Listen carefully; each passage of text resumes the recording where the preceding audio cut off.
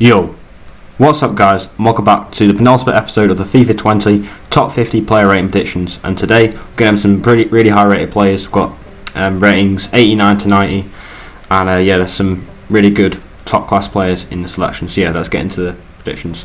So the first player up is going to be Diego Godin. I'm giving him a downgrade, bit of a controversial one. I don't necessarily think he deserves it, but I think EA will probably just do it. I don't know. They're just a bit dodgy, aren't they?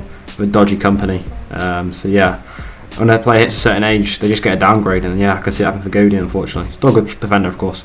And Eriksen is the next one up. He definitely deserves a +1. He had a great season. To be fair, he's been consistent for at least 4 or 5 seasons now, and an 89 rated card is definitely deserved for him. So he has some really good, obviously passing stats, dribbling, and shooting, of course, and a 5-star weak foot, which is key. The next player up is Aubamabloodclatyang. Aubameyang, top player, one of my favourite players on the game. He's just so pacey and he's tall, and he gets the end of stuff. And in real life as well, he's an absolute goal machine. He was top goal scorer last season with Salah and Mane, and so I think I get this good shooting upgrade. He'll have a great finishing, great pace, and just be an all-round amazing player as usual on FIFA. Next player is Chiellini, keeping out the same rating. He had a great season. He's definitely probably the top defender in Serie A, and even at the age of like 34 or 35, he's still doing his thing. So fair play to Kylian. The next player is Ramos, a player who did not have a good season at all.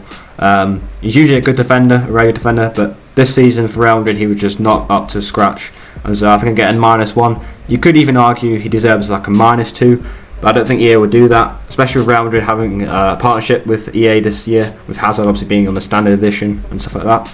Next player is Harry Kane.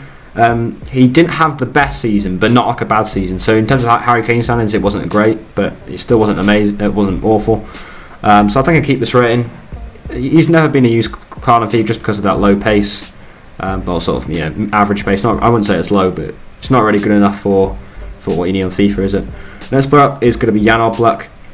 In my opinion, probably the best keeper in the world at the moment.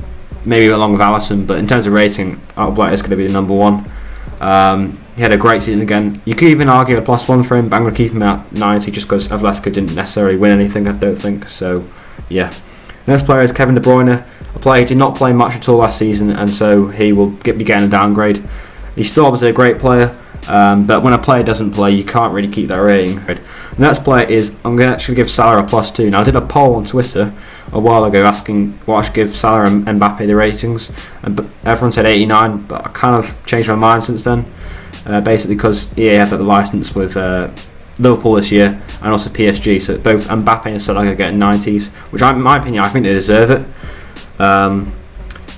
Obviously 2 amazing players. Salah getting a big shooting upgrade because he's been the top scorer in the Premier League for 2 seasons. You can't argue with that. And Mbappé, the best wonder kid in the world, amazing player, and he definitely deserves his 90 rated card. So thanks for watching guys, until next time, adios.